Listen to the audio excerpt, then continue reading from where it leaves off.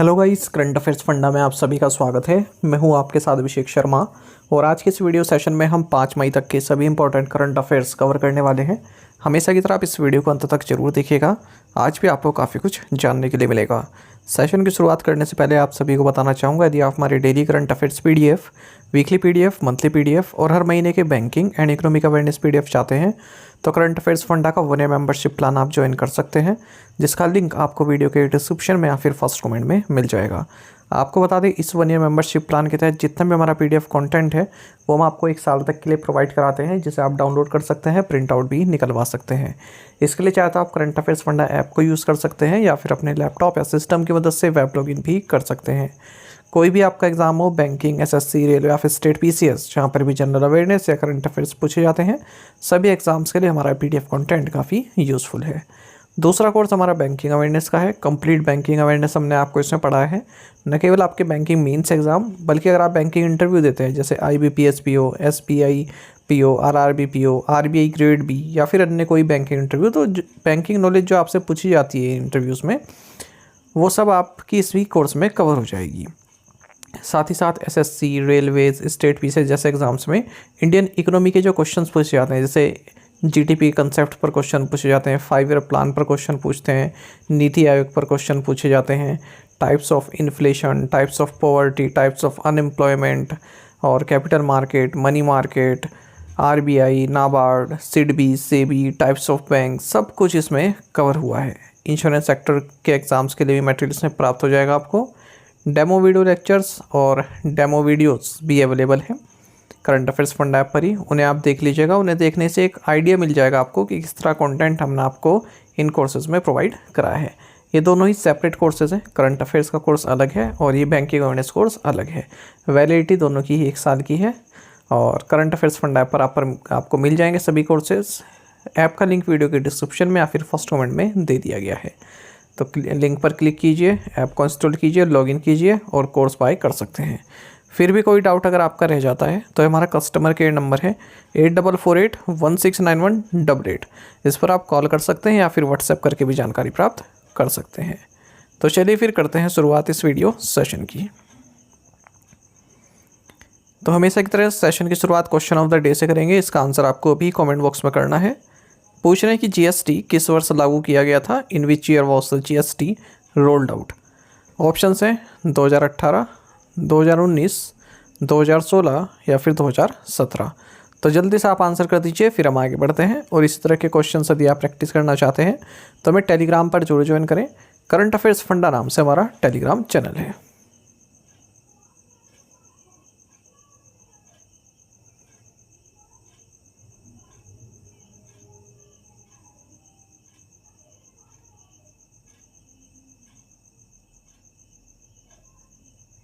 What is the rank of India in the latest Press Freedom Index? नवीनतम press स्वतंत्रता सूचकांक में भारत का स्थान क्या है?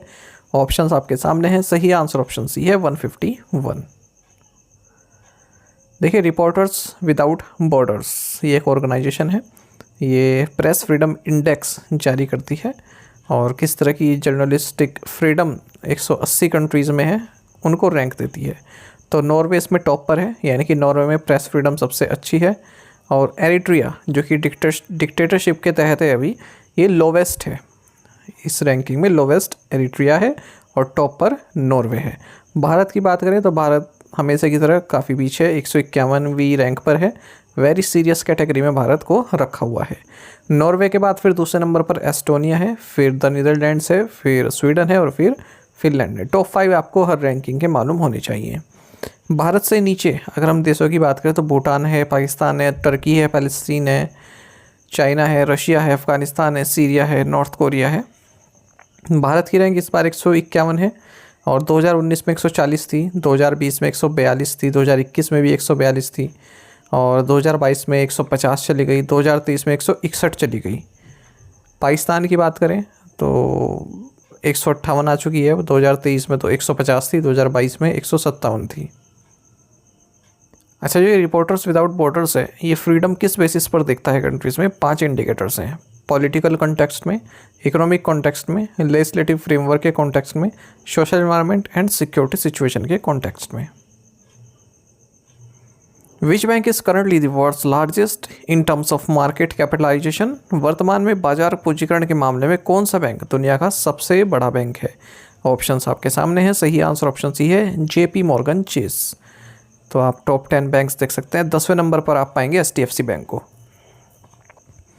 यूनाइटेड स्टेट्स ऑफ अमेरिका स्थित जेपी मॉर्गन चेस, जिसकी market capitalisation 686.13 billion US dollar की है, ये वर्ल्ड का लार्जेस्ट बैंक है मार्केट कैपिटलाइजेशन के हिसाब से। और ऑब्वियसली यूनाइटेड स्टेट्स का भी लार्जेस्ट बैंक है टोटल असेट्स के तौर पर। भारत का जो एचडीएफसी बैंक है, एचडीएफसी लिमिटेड के साथ मर्जर होने के बाद ये लार्जेस्ट बैंक बन गया है भारत का और 10th लार्जेस्ट है ग्लोबली। और इसकी जो मार्केट कैपिटलाइजेशन है वो 184.44 बिलियन यूएस डॉलर है। और इसी के ही नीचे गोल्डन सैक्स भी है 172.12 बिलियन यूएस डॉलर के साथ। अच्छा, इस रैंकिंग में अमेरिकन बैंक्स काफ़ी डोमिनेट कर रहे हैं टॉप 10 में, लेकिन चाइना के 4 बैंक आते हैं और उनमें सबसे अच्छा बैंक है industrial and commercial bank of China. ये एशिया का लार्जेस्ट है और दूसरे नंबर पर है शायद, है ना? हाँ, दूसरे नंबर पर है टॉप 10 में। और एशिया का ऑब्वियस सी बात है कि पहले नंबर पर है एशिया में। Which country has the largest active military force in 2025? 2025 में किस देश के पास सबसे बड़ी सक्रिय सैन्य शक्ति है? ऑप्शंस आपके सामने है। सही आंसर ऑप्शन ए है, चाइना। तो पहले नंबर पर चाइना है, यानी कि सबसे ज़्यादा जो मिलिट्री फोर्स है। फिर इंडिया है, फिर तीसरे नंबर पर यूनाइटेड स्टेट्स है, फिर नॉर्थ कोरिया है, फिर रशिया है टॉप 5। देखिए, जो Stockholm International Peace Research Institute है, शिप्री जिसे हम बोलते हैं, इन्होंने कहा है कि जो ग्लोबल मिलिट्री एक्सपेंडिचर है ये बढ़ता ही जा रहा है कोल्ड वॉर के बाद से लगातार। और 2.718 ट्रिलियन यूएस डॉलर रहा है ये लास्ट ईयर ग्लोबली। 2023 से 9.4% इंक्रीज देखने के लिए मिला है। चाइना के पास सबसे ज़्यादा एक्टिव मिलिट्री फोर्स है 2025 तक, ठीक है, और ये है 20,35,000 एक्टिव मिलिट्री पर्सनल है। भारत की बात करें तो भारत दूसरे नंबर पर है, 14,55,550 मिलिट्री एक्टिव पर्सनल भारत के पास है। यूनाइटेड स्टेट्स तीसरे नंबर पर है और नॉर्थ कोरिया चौथे नंबर पर है, 5वें नंबर पर रशिया है। हालांकि सबसे पावरफुल अमेरिका ही है, क्योंकि भले ही उसके पास एक्टिव मिलिट्री पर्सनल चाइना और इंडिया से नीचे, लेकिन जो डिजिटल वारफेयर है वो यूएस से काफ़ी अपग्रेडेड है। जैसे मिसाइल्स हो गई, न्यूक्लियर पावर हो गई, है ना, बॉम्ब्स वगैरह हो गए, हेलीकॉप्टर, ये सभी। पाकिस्तान 7वें नंबर पर है, 6,54,000 एक्टिव ड्यूटी मेंबर हैं इसके पास केवल। और वियतनाम भी टॉप 10 में आ चुका है। Which country currently holds the highest debt to GDP ratio in the world? वर्तमान में विश्व में सबसे अधिक ऋण जीडीपी अनुपात किस देश का है? सही आंसर ऑप्शन बी है, सूडान। इंटरनेशनल मॉनेटरी फंड्स के रिसेंट प्रोजेक्शन में बताया गया है कि जो ग्लोबल पब्लिक डेट है वो 2019 पैंडेमिक एरा के डेट को भी सरपास कर सकता है, ठीक है। 2020 में जो पैंडेमिक वाला टाइम है वहाँ पर 98.9% पहुँच चुका था जो ग्लोबल जीडीपी डेट है।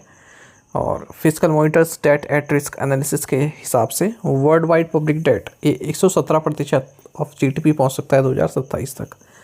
सूडान कई सालों से प्रॉब्लम में चल रहा है। इसने जापान को पीछे छोड़ते हुए ये highest debt to GDP ratio की लिस्ट में आ चुका है, 252%। देखिए कितना डेट है। सिंगापुर तीसरे नंबर पर है, उसके बाद फिर ग्रीस, फिर बहरीन। भारत की बात करें तो डेट टू जीडीपी रेशो 80% है और 31st पोजीशन पर है। भारत ने एक टारगेट रखा है कि 31 मार्च 2031 तक हम जो डेट टू जीडीपी रेशो है ये 50 ± 1 यानी कि 51 या फिर 49% तक हासिल करने की कोशिश करेंगे। In April India GST collection rose to an all time high of approximately how much? अप्रैल में भारत का जीएसटी संग्रह कितना रहा, जो कि अब तक का उच्च स्तर है? सही आंसर ऑप्शन सी है, 2.37 लाख करोड़ रुपीस। तो goods and services tax collection यानी कि GST collection year on year basis पर 12.6% बढ़कर ऑल टाइम हाई यानी कि जब से जीएसटी लागू हुआ है तब से सबसे अधिक संग्रह हुआ है अप्रैल के महीने में 2.37 लाख करोड़ रुपीस का। इससे पहले भी अप्रैल में ही हुआ था सबसे ज़्यादा, पर वो 2024 में, ठीक है। तो अप्रैल 2024 में कितना हुआ था, 2.10 लाख करोड़ रुपीस का। तो अब ये सेकंड हाईएस्ट बन गया है अप्रैल 2024 का, और हाईएस्ट अप्रैल 2025 का बन चुका है। जीएसटी 2017 में रोल आउट हुआ था। मार्च 2025 में जो कलेक्शन था वो 1.96 लाख करोड़ रुपीस का था, और अप्रैल में कितना हो गया, 2.37 लाख करोड़ रुपीस का। बाकी जीएसटी रेवेन्यू डोमेस्टिक ट्रांजैक्शन से आया उसमें 10.7% की वृद्धि हुई है और लगभग 1.9 लाख करोड़ रुपीज़ रहा। वहीं इंपोर्टेड गुड्स के जरिए जो आता है वो 28.8% की वृद्धि हुई, 46,913 करोड़ रुपये रहा है। जीएसटी 1 जुलाई 2017 को इंट्रोड्यूस किया गया था और स्टेट्स को कंपनसेशन भी दिया गया। उन्हें कोई लॉस हुआ है वो इसके जरिए जीएसटी काउंसिल होती है, फाइनेंस मिनिस्टर उसमें चेयरमैन होते हैं और भी जो स्टेट्स हैं सभी स्टेट्स उनके फाइनेंस मिनिस्टर्स उसमें मेंबर होते हैं। जो लेटेस्ट मीटिंग हुई थी जीएसटी काउंसिल की वो 21 दिसंबर को हुई थी जैसलमेर राजस्थान में। तो यहाँ पर ये तय करते हैं कि किस पर कितना रेट लगेगा, किस पर एग्जाम्पशन करना है, किस आइटम पर। Former union minister Girija Vyas passed away recently, she belong to which party? पूर्व केंद्रीय मंत्री गिरिजा व्यास का हाल ही में निधन हो गया। वह किस पार्टी से थी? सही आंसर ऑप्शन सी है, Indian National Congress INC। Veteran Congress leader and former union minister Girija Vyas, इनका निधन हो गया है 79 की एज में। 3 टाइम फॉर्मर MP थी, 2 टाइम फॉर्मर MLA थी उदयपुर से। नेशनल कमीशन फॉर वुमेन की चेयरपर्सन भी रह चुकी है और farmer union minister of housing and urban poverty alleviation भी ये थी। एक और ऑब्वियसली देखते हैं डॉक्टर मैथ्यू सैमुअल कैलरिकल, ये father of angioplasty in India के नाम से जाने जाते हैं। इनका भी निधन हो गया 77 की एज में। Indo Tibetan border police has successfully scaled mount Makalu, the world's 5th highest peak, at an altitude of 8,485 meters above sea level। Bharat Tibet सीमा पुलिस ने समुद्र तल से 8485 मीटर की ऊंचाई पर स्थित दुनिया की 5वीं सबसे ऊंची चोटी माउंट मैकालू पर सफलतापूर्वक चढ़ाई की है। इंडो तिब्बतन बॉर्डर पुलिस ने जो है माउंट मैकालू जो कि वर्ल्ड की 5th हाईएस्ट पीक है, इस पर चढ़ाई की है। 8485 मीटर की एल्टीट्यूड पर है अगर हम सी लेवल से बात करें। और ये इंटरनेशनल माउंटेन एक्सपीडिशन हुआ था माउंट मैकालू और माउंट अन्नपूर्णा के लिए, दिल्ली से शुरू हुआ था 21 मार्च को। इस समिट के साथ ITBP ने सक्सेसफुली जो वर्ल्ड की जो 8,000 से अधिक एल्टीट्यूड वाली जो पीक्स हैं उनमें से 6 को फतेह कर लिया है। ITBP अब तक 229 पीक्स को स्केल कर चुका है, जिसमें माउंट एवरेस्ट भी है, माउंट कंचनजंगा भी है, माउंट धौलागिरी भी है, माउंट लोटसे भी है, माउंट मानासुलु भी है। Which cricketer became the fastest Indian batsman to reach the 2001 mark in T20 cricket? कौन सा क्रिकेटर T20 क्रिकेट में सबसे तेज 2000 रन बनाने वाला भारतीय बल्लेबाज बन गया? सही आंसर ऑप्शन भी है साई सुदर्शन। गुजरात टाइटंस के ओपनर साई सुदर्शन, इन्होंने 2000 रन कंप्लीट किए हैं T20 में। IPL 2025 में जब ये मैच खेल रहे थे सनराइजर्स हैदराबाद के अगेंस्ट नरेंद्र मोदी स्टेडियम में अहमदाबाद में उस दौरान, तो और सेकंड फास्टेस्ट बन गए हैं ग्लोबली 2000 रन्स बनाने वाले T20 फॉर्मेट में। इनसे आगे केवल ऑस्ट्रेलिया के शॉन मार्श हैं, उन्होंने केवल 54 इनिंग्स लिए। और अगर हम बात करें अगर हम बात करें इंडिया की ओर से, तो इंडिया के जो सचिन तेंदुलकर है उनका रिकॉर्ड तोड़ा है साई सुदर्शन ने। तो जो सचिन तेंदुलकर इन्होंने 59th इनिंग्स ली थी ये रिकॉर्ड हासिल करने के लिए। Which country approved a potential $131 million foreign military sale to India? किस देश ने भारत को संभावित 131 मिलियन $1 की विदेशी सैन्य बिक्री को मंजूरी दी? Right answer option D, United States of America. United States ने 131 मिलियन $1 की फॉरेन मिलिट्री सेल अप्रूव कर दी है भारत के लिए, ठीक है, मैरीटाइम सिक्योरिटी इन्हेंस करने के लिए इंडो पैसिफिक रीजन में। इसमें एडवांस्ड सी विजन सॉफ्टवेयर है, ट्रेनिंग एंड सपोर्ट सर्विसेज है, ताकि भारत को मैरीटाइम डोमेन अवेयरनेस है वो बूस्ट हो सके। और जो Indo Pacific maritime domain awareness programme है इंडो US के बीच में, उसी के तहत ये सेल दी गई है, मतलब ये सेल अप्रूव की गई है। Which bank signed an MOU with the Land Ports Authority of India to strengthen banking services at land ports? किस बैंक ने भूमि बंदरगाहों पर बैंकिंग सेवाओं को मजबूत करने के लिए भारतीय भूमि बंदरगाह प्राधिकरण के साथ एक समझौता ज्ञापन पर हस्ताक्षर किए? Right answer option C, State Bank of India. State Bank of India के मेमोरेंडम ऑफ अंडरस्टैंडिंग साइन किया है Land Ports Authority of India के साथ, ताकि बैंकिंग सर्विसेज इंफ्रास्ट्रक्चर को मजबूत किया जा सके 26 लैंड पोर्ट्स पर, जो कि हमारी नेबर कंट्रीज़ के साथ हैं, ठीक है। लैंड पोर्ट्स मतलब जहाँ से लैंड के जरिए क्रॉसिंग होती है एक जगह से दूसरी जगह, एक देश से दूसरी जगह इसमें, ठीक है। तो जो एम्प्लॉयज़ हैं land Ports Authority of India के, उनको कॉर्पोरेट सैलरी पैकेज प्रोवाइड कराएगा SBI, personal accident insurance, concession, local rent पर, ये सभी। फिलहाल जो LPA है, Land Ports Authority of India है, 15 लैंड पोर्ट्स ऑपरेट करता है। 8 बॉर्डर स्टेट्स जो कि नेपाल, बांग्लादेश, भूटान, म्यांमार के साथ हैं, उत्तर प्रदेश, बिहार, मिजोरम, उत्तराखंड, वेस्ट बंगाल में, और 71,000 करोड़ रुपए फॉरेक्स ट्रेड को हैंडल करता है, और लगभग 31 लाख पीपल बॉर्डर क्रॉस करते हैं इन लैंड पोर्ट्स के जरिए annually. Which organisation release the report title enhancing MSME's competitiveness in India? किस संगठन ने भारत में MSME प्रतिस्पर्धात्मकता बढ़ाना शीर्षक से रिपोर्ट जारी की? सही आंसर ऑप्शन सी है, नीति आयोग। नीति आयोग ने रिपोर्ट जारी की है जिसका टाइटल है enhancing MSME's competitiveness in India. किसके साथ मिलकर? इंस्टीट्यूट फॉर कम्पिटिटिवनेस के साथ मिलकर। तो MSMEs के बारे में इसमें बताया गया है किस तरह से उनकी कम्पिटिटिवनेस को बढ़ाई जा सकती है और कहाँ पर सुधार की आवश्यकता है। बताया कि 2020 से 2024 के बीच जो माइक्रो एंड स्मॉल एंटरप्राइजेस का शेयर था क्रेडिट लेने में, शेड्यूल्ड बैंक से क्रेडिट लेने में, वो 14% से बढ़कर 20% हो गया। वहीं जो मीडियम एंटरप्राइजेस का है उनका 4% से बढ़कर 9% हो गया है। बाकी ये बताया कि जो क्रेडिट गैप है वो अब तक है ही मतलब लोगों में, और only 19% of MSME credit demand was met formally by financial 21, यानी कि जो टोटल डिमांड थी उसका केवल 19% ही MSME को मिला है बैंकों के जरिए। मतलब पूरी तरह से जो MSME है वो अवेल नहीं कर पा रहे हैं loan. Which organisation partner with NITI Aayog to foster entrepreneurship ecosystems in India? Bharat में उद्यमशीलता पारिस्थितिकी तंत्र को बढ़ावा देने के लिए किस संगठन ने नीति आयोग के साथ साझेदारी की है? राइट आंसर ऑप्शन सी है, global alliance for mass entrepreneurship game. Global alliance for mass entrepreneurship और नीति आयोग, इन्होंने एक पार्टनरशिप साइन की है देश में एंटरप्रेन्योरशिप इकोसिस्टम को मजबूत करने के लिए, खास करके नागपुर में, विशाखापट्टनम में और उत्तर प्रदेश में। What is the amount of the monetary penalty imposed by RBI on Axis Bank? RBI द्वारा एक्सिस बैंक पर लगाया गया मौद्रिक जुर्माना कितना है? राइट आंसर ऑप्शन डी है, 29.60 lakh rupees. Reserve bank of India ने 29.60 लाख रुपए की मॉनेटरी पेनल्टी लगाई है एक्सिस बैंक लिमिटेड पर, क्योंकि RBI की जो डायरेक्शंस हैं unauthorised operation of internal office account से संबंधित, इनका अनुपालन नहीं किया। 97.80 लाख रुपीज़ की मॉनेटरी पेनल्टी लगाई है ICICI बैंक लिमिटेड पर भी, क्योंकि इन्होंने KYC, cyber security network in banks, credit card and debit card issuance and conduct, इनका अनुपालन नहीं किया। साथ ही 31.80 लाख रुपीज़ की मॉनेटरी पेनल्टी लगाई है बैंक ऑफ महाराष्ट्र पर भी, KYC का अनुपालन नहीं किया।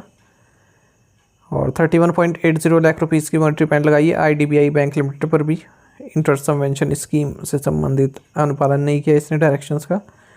और 61.40 लाख रुपीज़ की मॉनेटरी पेनल्टी लगाई है बैंक ऑफ बड़ौदा पर भी, इन्होंने भी जो RBI के financial services provide by banks and customer service in banks, इनका अनुपालन नहीं किया है।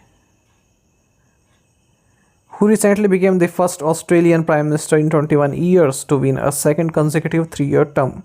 हाल ही में 21 वर्षों में लगातार दूसरी बार 3 वर्ष का कार्यकाल हासिल करने वाले पहले ऑस्ट्रेलियाई प्रधानमंत्री कौन बने? ऑप्शंस आपके सामने हैं। सही आंसर ऑप्शन डी है, Anthony Albanese. Prime minister Anthony Albanese ये फर्स्ट ऑस्ट्रेलियन प्राइम मिनिस्टर बने हैं जिन्हें लगातार दूसरी बार 3 साल का टर्म मिला है। पिछले 21 सालों में ऐसा पहली बार हुआ है कि किसी ऑस्ट्रेलियन प्राइम मिनिस्टर को कॉन्सेक्यूटिव टर्म मिला है, मतलब सर्व करने के लिए प्राइम मिनिस्टर के तौर पर। लेबर पार्टी के लीडर हैं, ऑस्ट्रेलिया की कैपिटल कैनबरा है। मेलबर्न के साथ कंफ्यूज हो जाते हैं लोग, तो मेलबर्न नहीं है, कैनबरा है। Which group operates the Vizhinjam international deep water sea port? Vizhinjam अंतर्राष्ट्रीय डीप वाटर बंदरगाह का संचालन कौन सा समूह करता है? राइट आंसर ऑप्शन सी है, Adani group. Prime minister Narendra Modi ने विंजनम इंटरनेशनल डीप वाटर ट्रांसशिपमेंट सी पोर्ट को राष्ट्र को समर्पित किया है तिरुवनंतपुरम, केरल में। 8,900 करोड़ रुपए की लागत से बना है पब्लिक प्राइवेट पार्टनरशिप मोड पर, और अडानी पोर्ट द्वारा इसको ऑपरेट किया जाता है। केरल गवर्नमेंट की मेजोरिटी स्टेक है इसमें। ट्रांसशिप पोर्ट मतलब उसमें एक टर्मिनल इंक्लूड रहता है जहाँ पर जो कंटेनर है, ठीक है, कंटेनर को एक मतलब जो कार्गो कंटेनर है उसको एक वेसल से उठाकर दूसरे वेसल पर शिफ्ट करते हैं, उसके बाद फिर वो अपने फाइनल डेस्टिनेशन में पहुंचता है। तो भारत, आपको बता दें, एक और डीप वाटर पोर्ट बना रहा है वर्धमान में, महाराष्ट्र के पालघर डिस्ट्रिक्ट में। और भारत में 13 मेजर पोर्ट्स हैं, 217 नॉन मेजर पोर्ट्स हैं। इनमें जो है प्राइवेट पोर्ट भी है अडानी का, मुंद्रा पोर्ट और कृष्णापट्टनम पोर्ट। नवी मुंबई का जो जवाहरलाल नेहरू पोर्ट है और मुंद्रा पोर्ट है, ये लार्जेस्ट कंटेनर पोर्ट है हमारे देश में।